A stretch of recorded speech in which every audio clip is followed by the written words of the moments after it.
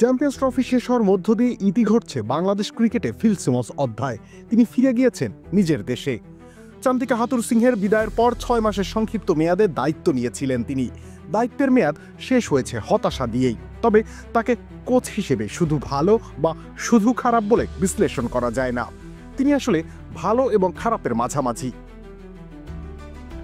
Bangladesh cricket বোর্ডের পরিকল্পনা ছিল 6 মাসের ট্রায়াল পিরিয়ডে মূল্যায়ন করা হবে তাকে, আর এই পরীক্ষায় সন্তোষজনক নাম্বার পেয়ে পাশ করেছেন তিনি।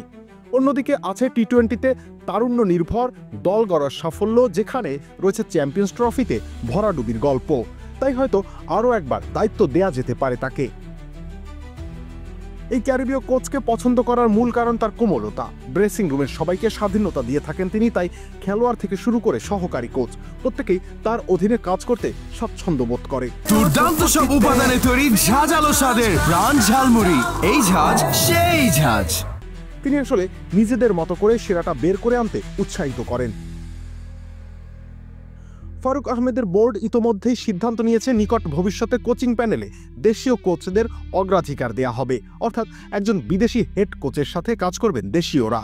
সেজন্যই ফিল সিমন্সকে গুরুত্ব দিচ্ছেন তারা, কেননা গত মেয়াদে স্থানীয় কোচদের পাশে রেখে শেখানোর মানসিকতা দেখা গিয়েছিল তার মধ্যে। যদিও তাকে নিয়ে দ্রুত কোনো সিদ্ধান্ত নাও নিতে পারে বিসিবি, অন্তত আসন্ন জিম্বাবুয়ে সিরিজের আগে বিদেশি কোচ আনার তেমন তাড়া নেই। জাতীয় দলের সহকারী কোচের দায়িত্বে থাকা মোহাম্মদ সালাহ উদ্দিন থাকবেন প্রধান কোচের আসনে।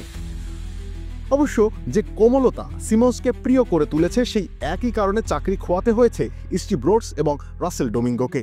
তাদের পরিবর্তে নিয়োগ দেওয়া হয়েছিল কড়া হেডমাস্টার হাতুরু সিংহেকে, কিন্তু তিনিও টিকতে পারেননি। তাহলে ক্রিকেটাররা আসলে কি চান? কিংবা ভালো কোচ নির্ধারণের মানদণ্ড কি তাহলে কোমলতা বা কঠোরতা? উত্তরটা বোধ হয় কেবল ক্রিকেটাররাই দিতে পারবেন।